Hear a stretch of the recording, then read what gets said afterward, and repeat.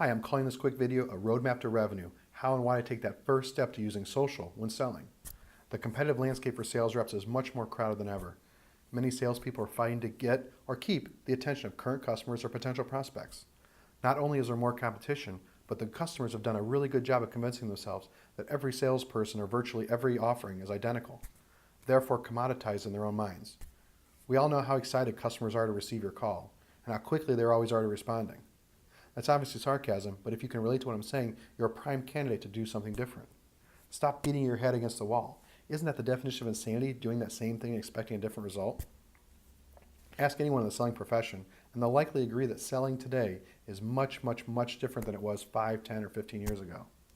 Go to Google and search the buyer's journey.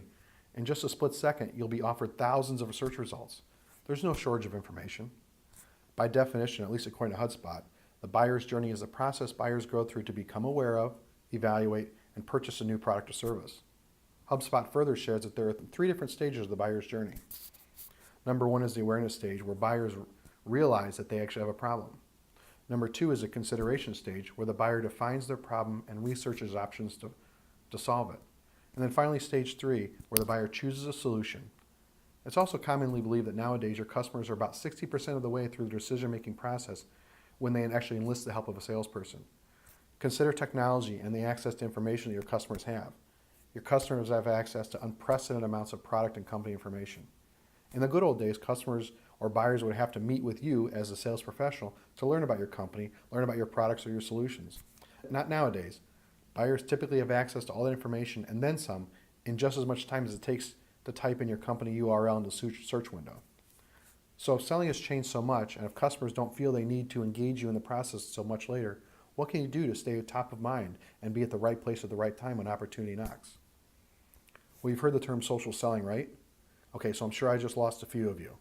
But keep in mind that in the purest form, social selling is a process of utilizing a social media platform like LinkedIn to offer value, build a rapport and trust, and just get to the point where you can take that conversation offline to a more traditional method of communicating like phone, email, and face-to-face meetings.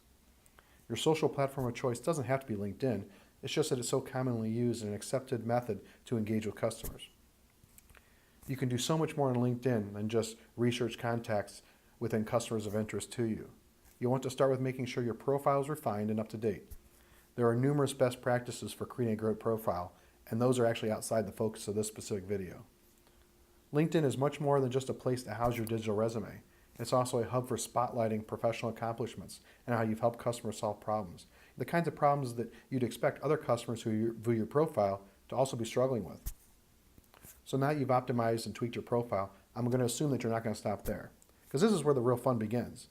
To become or remain top of mind with your prospects, you can either curate content or create content. I know what you're thinking, that creating content like blogs, videos, and infographics, things like that, that's just too onerous. Okay, so let's cross that one off for now. And I say for now because you could actually get to the point where creating content is that next logical step for developing your personal brand and making sure that you're known as a thought leader. It's kind of what I'm doing right here. Like I said, we're going to cross that one off for now. So that leaves content curation. Curating content is utilizing content such as articles, blogs, videos, and infographics that I mentioned before that are actually created by others and sharing them as collateral which your customers will find valuable. You can share these valuable gems by posting them on LinkedIn timeline, sharing them within a LinkedIn group, or by sending them directly to a prospect, maybe who you're already connected to. When sharing other people's content, be sure to be thoughtful and educational. Add some sort of commentary or thoughts. Don't be salesy, don't be cheesy, be helpful and educational. Your efforts will be rewarded many times over as you differentiate yourself and become known as the expert by sharing that info and being helpful. Ultimately, when sharing or posting, you want to be sure to take note of who likes, responds, or takes some sort of action on what you shared. The fact that a potential customer liked something you shared could be that way into a contact that you've been trying to get in front of. It could also indicate that they're now taking notice of you and what you're doing and maybe developing a new first impression of you. Strategically, share content that would be of interest to your ideal customer. If someone likes or shares what you have posted, ask them what it was that they liked or what caused them to act.